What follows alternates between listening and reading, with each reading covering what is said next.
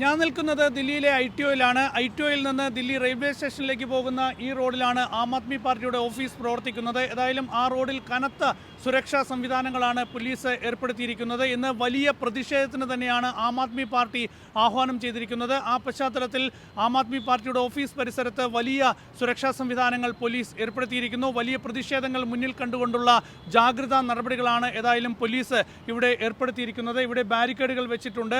Aam Aadmi party ഓഫീസിൻ്റെ രണ്ട് വശത്തും ബാരിക്കേഡുകൾ സ്ഥാപിച്ചിരിക്കുന്നു. ഈ പ്രദേശത്തുകൂടിയുള്ള ഗതാഗതം പൂർണ്ണമായി നിയന്ത്രിക്കുകയും ചെയ്തിരിക്കുന്നു. അങ്ങനെ ശക്തമായ സുരക്ഷാ സംവിധാനങ്ങൾ ഏർപ്പെടുത്തി ഇപ്പോൾ പോലീസ് മുന്നോട്ട് പോവുകയാണ്. അരവിന്ദ് കെജ്രിവാൾ ഇപ്പോഴും ദില്ലിയിലെ ED ആസ്ഥാനത്ത് തന്നെയാണുള്ളത്. ഇന്നലെ അതിനാടകീയ നീക്കത്തിനൊടുവിലാണ് എൻഫോഴ്സ്മെന്റ് ഡയറക്ടറേറ്റ് അരവിന്ദ് കെജ്രിവാളിൻ്റെ അറസ്റ്റ് രേഖപ്പെടുത്തിയത്. ഇന്നലെ ദില്ലി ഹൈക്കോടതിയിൽ അരവിന്ദ് കെജ്രിവാളിന് തിരിച്ചടിയേറ്റതിന് തൊട്ട് പിന്നാലെ വൈകിട്ടോടെ ED ഉദ്യോഗസ്ഥർ അരവിന്ദ് കെജ്രിവാളിൻ്റെ ദില്ലിയിലെ ഔദ്യോഗിക വസതിയിലെത്തുന്നു. അതിനുശേഷം രാത്രി 9 മണിയോടെ അദ്ദേഹത്തിൻ്റെ അറസ്റ്റ് രേഖപ്പെടുത്തുന്നു. വലിയ പ്രതിഷേധ കാഴ്ചകൾ തന്നെയായിരുന്നു ഇന്നലെ അരവിന്ദ് കെജ്രിവാളിൻ്റെ വസതിക്ക് മുന്നിൽ കണ്ടത്. പിന്നീട് പ്രതിഷേധക്കാരെ പോലീസ് അറസ്റ്റ് ചെയ്ത് നീക്കിയ ശേഷമാണ് അർദ്ധരാത്രിയോടെ അരവിന്ദ് കെജ്രിവാളിനെ ദില്ലിയിലെ ED ആസ്ഥാനത്തേക്ക് നീക്കിയത്.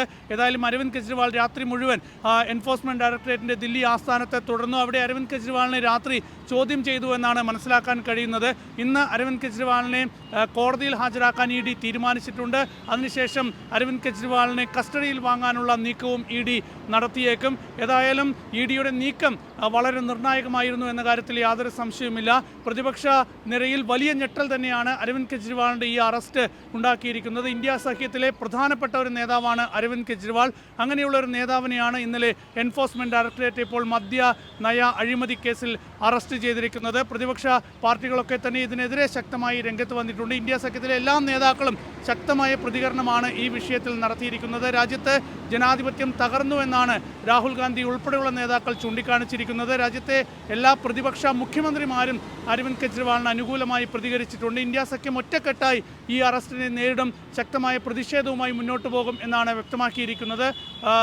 കോൺഗ്രസ് നേതാവ് രാഹുൽ ഗാന്ധി അരവിന്ദ് കെജ്രിവാളിൻ്റെ കുടുംബാംഗങ്ങളുമായി സംസാരിച്ചിട്ടുണ്ട്. കോൺഗ്രസിൻ്റെ എല്ലാ പിന്തുണയും വാഗ്ദാനം ചെയ്തിട്ടുണ്ട്. ഏതായാലും ആം ആദ്മി പാർട്ടി ദില്ലിയിൽ വലിയ പ്രതിഷേധത്തിന് ആഹ്വാനം ചെയ്തിരിക്കുന്നു. ഇതോടൊപ്പം തന്നെ ഇന്ത്യ സഖ്യത്തിലെ എല്ലാ പാർട്ടികളും അരവിന്ദ് കെജ്രിവാളിന് വേണ്ടി ശക്തമായ പ്രതിഷേധവുമായി മുന്നോട്ട് പോകാൻ തീരുമാനിക്കുകയും ചെയ്തിരിക്കുന്നു. അതേസമയം ഇന്ന് അരവിന്ദ് കെജ്രിവാളിൻ്റെ അറസ്റ്റ് ചോദ്യം ചെയ്തുകൊണ്ടുള്ള ആം ആദ്മി പാർട്ടിയുടെ കേസ് സുപ്രീം കോടതിയിൽ വരുന്നുണ്ട്. ഇന്നലെ അരവിന്ദ് കെജ്രിവാളിൻ്റെ അറസ്റ്റിന് തൊട്ട് പിന്നാലെ തന്നെ ഈ കേസുമായി ആം ആദ്മി പാർട്ടി സുപ്രീം കോടതിയിൽ അർദ്ധരാത്രി സമീപിച്ചിരുന്നു. അർദ്ധരാത്രി തന്നെ ഈ കേസ് പരിഗണിക്കണമെന്ന് ആം ആദ്മി പാർട്ടി ആവശ്യപ്പെട്ടുവെങ്കിലും അത് സുപ്രീം കോടതി ഇന്നലെ അംഗീകരിച്ചില്ല. ഏതായാലും ഇന്ന് കേസ് സുപ്രീം കോടതി പരിഗണിക്കുന്നുണ്ട്. സുപ്രീം കോടതിയിൽ നിന്ന് നീതി ലഭിക്കും എന്നാണ് ആം ആദ്മി പാർട്ടിയുടെ പ്രതീക്ഷ.